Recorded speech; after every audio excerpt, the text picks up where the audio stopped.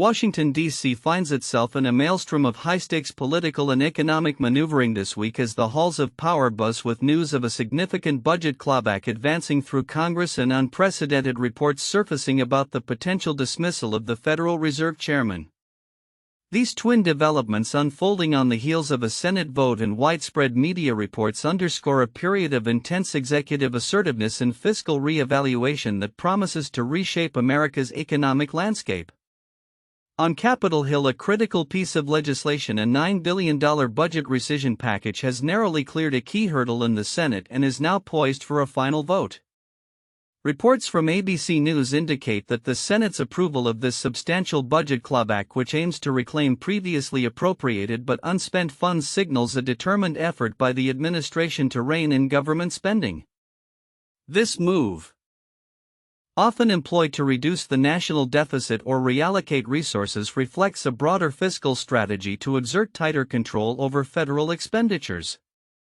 The specific programs or agencies that would be impacted by this significant cut have not been detailed in the immediate reports, but the sheer scale of the proposed rescission suggests a ripple effect across various government operations and potentially the services they provide. The legislative push for such a large-scale clawback highlights a commitment to fiscal conservatism aiming to demonstrate financial discipline and potentially free up funds for other priorities or debt reduction. Simultaneously, the financial world and political observers are reeling from a flurry of reports suggesting President Trump is actively exploring the removal of Federal Reserve Chairman Jerome Powell. NPR, The New York Times, and CBS News have all detailed the extraordinary situation, with multiple sources indicating that the president has not only penned a letter to fire Chairman Powell but has also engaged Republican lawmakers in discussions about the controversial move. The purported reason behind this drastic consideration is widely understood to be the president's public dissatisfaction with the Federal Reserve's monetary policy, particularly its stance on interest rates, which he has frequently criticized for hindering economic growth. Such a move, if executed, would be an unprecedented challenge to the independence of the nation's central bank, an institution traditionally insulated from political pressures to ensure its ability to make unbiased economic decisions. The Federal Reserve's independence is a cornerstone of global financial stability, and any perceived breach of this autonomy could trigger significant market volatility and erode investor confidence, both domestically and internationally. The very notion of a president attempting to dismiss a Fed chair over policy disagreements raises profound questions about the separation of powers and the future role of independent financial institutions in guiding the economy. The convergence of these two narratives, a substantial budget rescission and the contemplation of firing the Fed chair, paints a picture of an administration intent on wielding considerable power over both fiscal and monetary policy. The budget clawback demonstrates a direct intervention in government spending, while the discussions surrounding Chairman Powell's tenure indicate a desire to influence interest rate policy more directly. The immediate impact of the rescission package will likely be felt in the specific government programs affected, potentially leading to operational adjustments or project cancellations. The longer-term implications of a potential change at the helm of the Federal Reserve, however, could be far more profound, potentially unsettling financial markets, altering the global perception of U.S. economic stability, and setting a contentious precedent for future administrations. As the rescission package heads for its final vote and the White House remains tight-lipped on the specifics of the Fed chairman's future, the coming days will be crucial. The outcome of the budget vote will clarify the extent of the administration's fiscal austerity measures, while any official announcement regarding Chairman Powell's position will undoubtedly send shockwaves through global financial markets. These developments collectively underscore a pivotal moment for U.S. economic governance, challenging established norms and setting the stage for a period of heightened uncertainty and intense scrutiny from both domestic and international observers. The world watches to see how these political maneuvers will ultimately shape the trajectory of the American economy. In a dynamic week that underscored the multifaceted influence of former President Donald Trump, headlines span from a surprising claim about a global beverage giant to the ongoing friction between political figures and media, alongside persistent legal controversies. These seemingly disparate events reported by leading news outlets like Reuters, Fox News, BBC, and NBC News collectively paint a vivid picture of a political landscape constantly shaped by direct communication, media scrutiny, and evolving public sentiment. One of the more unexpected announcements came on Thursday, July 17, 2025. When Reuters reported that Donald Trump claimed Coca-Cola had agreed to use real cane sugar in its U.S. products. While details from Coca-Cola itself remain to be seen, such a move, if confirmed, could represent a significant shift in the beverage industry's ingredient strategy, potentially driven by consumer demand for more natural ingredients and a departure from high-fructose corn syrup. Trump's direct assertion bypassing traditional corporate announcements highlights his continued propensity to influence market perception and consumer expectations through his public statements regardless of official corporate channels.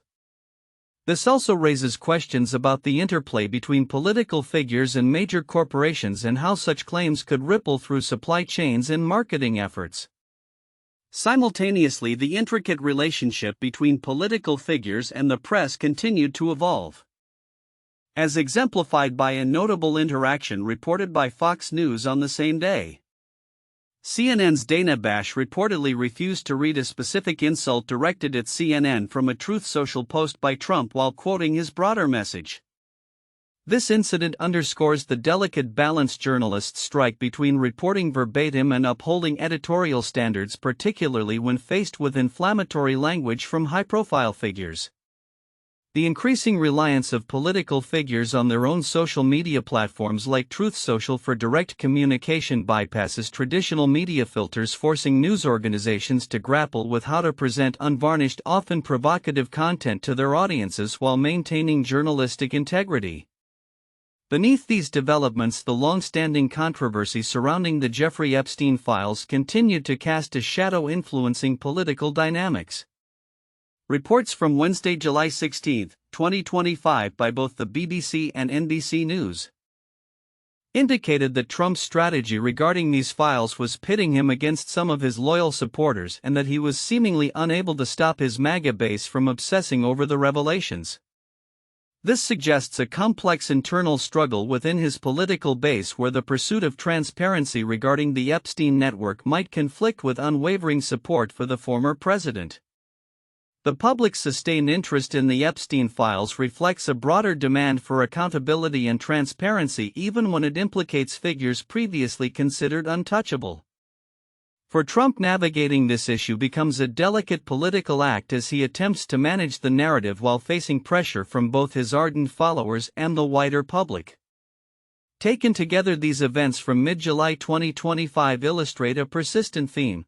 Donald Trump remains a central, often disruptive force in American public life, influencing everything from corporate product decisions to media ethics and the very fabric of political allegiance. His direct communication style, often through social media, continues to challenge traditional media gatekeepers and shape public discourse. The future will likely see a continued re-evaluation of how corporations respond to public pressure, how media outlets adapt to direct political communication, and how political figures manage controversial issues that resonate deeply with their base and the broader electorate. The political landscape in Washington is once again a maelstrom of high-stakes maneuvering and public sentiment shifts, with recent developments signaling potential seismic changes across economic policy, legislative priorities, and public trust. From the dramatic prospect of a Federal Reserve leadership change to the legislative push for digital asset reforms, the implications ripple far beyond the Beltway, touching the very fabric of the nation's economic stability and technological future. A striking revelation emerged this week from the New York Times, reporting on Wednesday, July 16, 2025, that former President Trump has reportedly penned a letter indicating his intent to dismiss Federal Reserve Chair Jerome Powell. This move, if executed, would mark a significant and highly controversial intervention into the independence of the nation's central bank. The potential ousting of a Fed chair, particularly under such circumstances, could send shockwaves through global financial markets, raising concerns about political interference in monetary policy and its potential to destabilize the economy. Such a decision would reflect a continued desire for direct control over institutions traditionally designed to operate autonomously, aiming to align economic policy more closely with the executive's immediate goals regardless of the long-term consequences for market confidence or inflation control. Concurrently, the legislative gears are grinding, with the Senate on Thursday, July 17, 2025, sending the highly anticipated DOGE cuts package to the House. Reported by CNN, this development underscores the urgency as the deadline for its passage rapidly approaches. While the full scope of DOGE cuts remains a subject of intense debate, its nomenclature strongly suggests a focus on digital asset regulation, potentially encompassing taxation oversight or even the restructuring of government initiatives related to cryptocurrency and blockchain technology. The passage of such a package could significantly reshape the nascent digital economy, impacting everything from individual crypto investors to large-scale blockchain enterprises. The legislative push comes amidst a broader global effort to define and control digital currencies, placing the U.S. at a critical juncture in shaping its stance on this evolving financial frontier. The speed with which this package is moving through Congress indicates a strong political will to establish a definitive framework for digital assets, likely aiming to either spur innovation or ensure regulatory compliance and consumer protection. However, the efficacy and public reception of these policy initiatives are far from assured.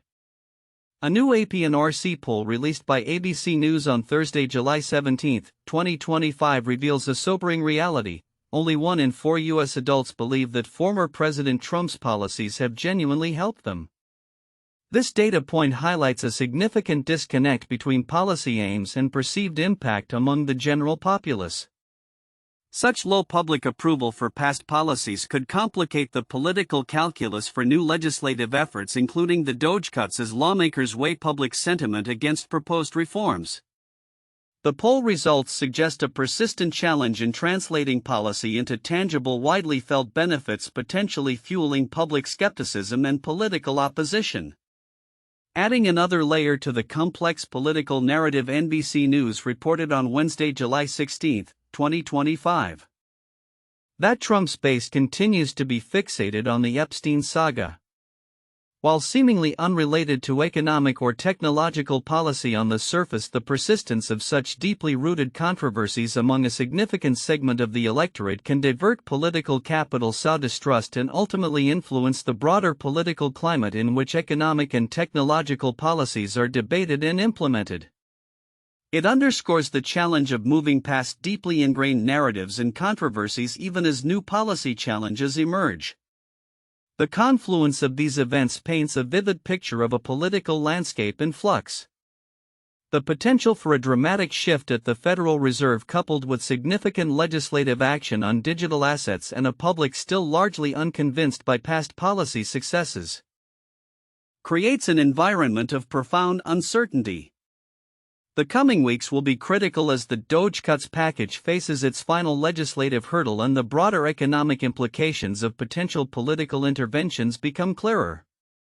How these disparate threads, presidential power plays, emerging tech legislation, and persistent public disaffection weave together will undoubtedly define the immediate future of the American economy and its technological trajectory. The interplay between political will and public perception will determine whether these ambitious policy shifts genuinely foster growth and stability or merely add to the existing layers of complexity. The political landscape surrounding former President Donald Trump remains a dynamic and often contentious arena, with recent reports highlighting the multifaceted impacts of his past and potential future policies across various sectors, from economic stability to institutional independence and state federal relations. As the discourse continues to evolve, a closer look reveals the intricate web of reactions and analyses stemming from his distinctive approach to governance. One significant area of focus has been the economic ramifications of Trump's policy stances. Notably, his aggressive deportation agenda has drawn considerable scrutiny for its potential to inflict substantial damage on the national economy. As reported by NC Newsline, the systematic removal of individuals irrespective of their economic contributions or ties to communities can lead to labor shortages in critical sectors, reduce consumer spending, and destabilize local economies reliant on immigrant workforces. The economic models often project a contraction in GDP and a decline in tax revenues, underscoring the complex interplay between immigration policy and economic vitality. Beyond immigration, Trump's interactions with established institutions have consistently sparked debate, particularly concerning the independence of the Federal Reserve. Axios recently underscored how Trump's public attacks on Federal Reserve Chair Jerome Powell exemplify precisely why the institution was meticulously designed to operate independently from political pressure. This independence is crucial for maintaining monetary policy stability, enabling the Fed to make decisions based on economic data rather than short-term political expediency. Such attacks, whether through public statements or implied threats, are seen by many as undermining the very foundations of economic governance, potentially leading to market uncertainty and a loss of confidence in the nation's financial leadership. The ripple effects of federal policy decisions under Trump have also been keenly felt at the state level. California Governor Gavin Newsom, for instance, recently made a direct appeal to the former president, urging an end to what he described as the militarization of Los Angeles and advocating for the prioritization of community resources. This call highlights the tensions that can arise between federal directives and state-level governance, particularly when federal actions are perceived to infringe upon local autonomy or exacerbate existing social issues. Such appeals often underscore a broader concern among state leaders regarding the appropriate scope and nature of federal intervention within their jurisdictions. Amidst these specific policy discussions, a broader narrative has persisted regarding the long-term implications of Trump's presidency on democratic institutions. An opinion piece published by USA Today titled "Liberals Claimed Trump Would End Democracy. They Were Wrong Again" reflects a segment of public discourse that challenges alarmist predictions about the fragility of American democracy under his leadership.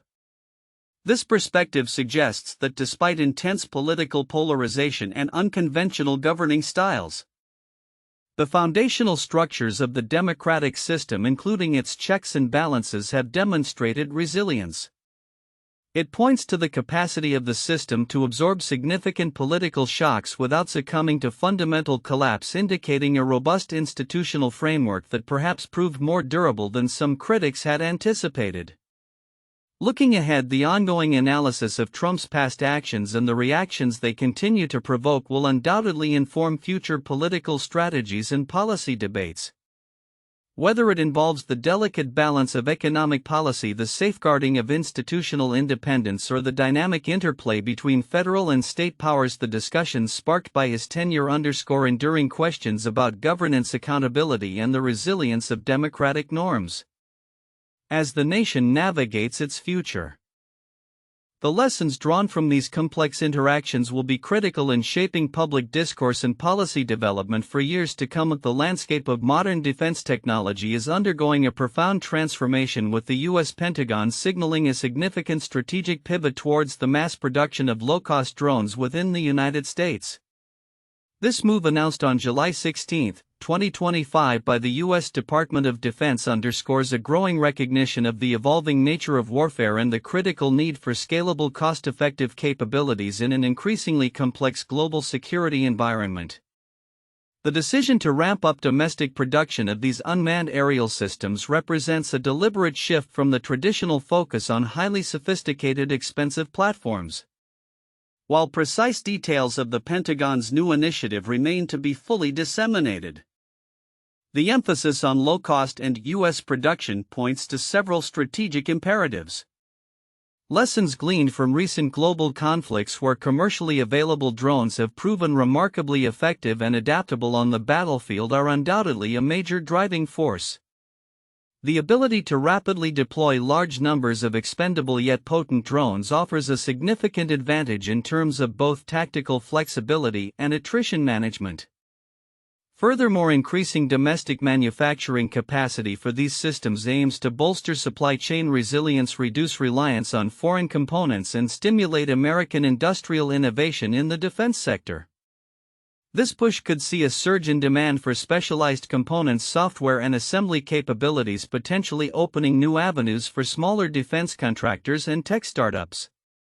This strategic reorientation occurs amidst a broader backdrop of ongoing geopolitical and domestic discussions that shape national policy. For instance, concurrent reports such as those from Politico on July 17, 2025, discussing perspectives on globalism highlight the contentious debates surrounding international economic interdependence and national sovereignty. While not directly related to drone technology, such discussions often influence policy decisions regarding domestic manufacturing, trade relationships, and alliances, all of which bear on defense procurement and supply chains. Separately, domestic concerns exemplified by Newsweek's report on July 17, 2025, detailing veterans' calls for declassification of documents related to Gulf War syndrome remind us of the enduring human cost of conflict and the ongoing need for government accountability and support for service members. These diverse issues collectively paint a picture of a nation grappling with both immediate security challenges and long-term societal responsibilities. Looking ahead, the Pentagon's intensified focus on low-cost domestically produced drones is poised to reshape future military engagements and the defense industrial base. This shift could accelerate the development of advanced swarming technologies, artificial intelligence for autonomous operations, and modular designs that allow for rapid upgrades and mission specialization. As the U.S. commits to this new paradigm, the implications extend beyond mere military capability, touching upon economic development, technological leadership, and the very definition of modern warfare. The coming years will undoubtedly reveal the full scope and impact of this pivotal strategic adjustment as the nation strives to maintain its technological edge and adapt to the dynamic demands of global security. The intricate dance of global diplomacy is once again undergoing a profound transformation, with recent developments signaling a recalibration of international relations, particularly concerning U.S. foreign policy and its ripple effects across Asia. As nations grapple with shifting power dynamics and evolving strategic imperatives, the traditional frameworks of engagement are being tested, leading to both new challenges and unexpected opportunities on the world stage. At the heart of this evolving landscape appears to be a distinctive American diplomatic approach characterized by a highly personalized and often transactional style. Reports from the Daily Gazette, for instance, highlight how Donald Trump is effectively remaking American diplomacy in Florida's image, suggesting a blend of direct negotiation and emphasis on perceived national interests and a less conventional adherence to established diplomatic norms. This approach, rooted in a business-centric mindset, prioritizes tangible outcomes in bilateral deals, often bypassing multilateral frameworks or traditional bureaucratic processes. An illustrative example of this can be seen in the U.S.-China relationship, where, according to the South China Morning Post, Trump has acknowledged Beijing's big steps in controlling fentanyl. This seemingly positive note on a critical issue like drug trafficking underscores a willingness to engage on specific transactional terms even amidst broader strategic competition, reflecting a pragmatic if unpredictable foreign policy centered on immediate deliverables rather than ideological alignment. However, this distinctive U.S. posture is not without its complexities and challenges, particularly for allies and partners navigating their own geopolitical realities. In Southeast Asia, for example, the impact is keenly felt. The Diplomat reports growing pressure on Malaysia to reject a U.S. ambassadorial nominee, an incident that underscores the delicate balance nations must strike between maintaining relations with major powers and responding to domestic political sentiments or regional sensitivities. Such situations can arise from a variety of factors, including the nominee's past statements, perceived policy leanings, or simply a broader pushback against external influence made more salient by a U.S. foreign policy that might be seen as less predictable or more demanding.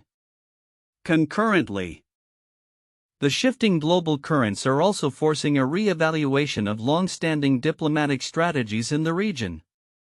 The Lowy Institute, for instance, has critically examined the fallacy of Vietnam's bamboo diplomacy, a long-held strategy of balancing relations between major powers like the US and China without aligning too closely with either. While historically effective in preserving autonomy and promoting national interests, the Institute suggests that this approach may be increasingly challenged in an era of heightened geopolitical competition. The fallacy might lie in the assumption that such a delicate balancing act can indefinitely withstand the gravitational pull of two assertive superpowers, or that it can consistently yield benefits without eventually requiring more definitive choices. As the US adopts a more direct and less conventional diplomatic posture and China continues its rise, the space for pure neutrality or opportunistic engagement could narrow, forcing regional players to adapt their strategies or risk being caught between competing agendas. Looking ahead, the landscape of international relations promises continued dynamism. The distinct diplomatic style emanating from Washington, coupled with the complex geopolitical calculations of nations in Asia, suggests a period of ongoing adaptation. Whether this leads to a more flexible and results-oriented global order or exacerbates existing tensions remains to be seen. What is clear, however, is that nations will need to demonstrate remarkable agility and strategic foresight to navigate this evolving terrain, balancing their national interests with the imperative of regional stability and global cooperation. The coming years will undoubtedly provide further insights into the long-term efficacy of these new diplomatic paradigms.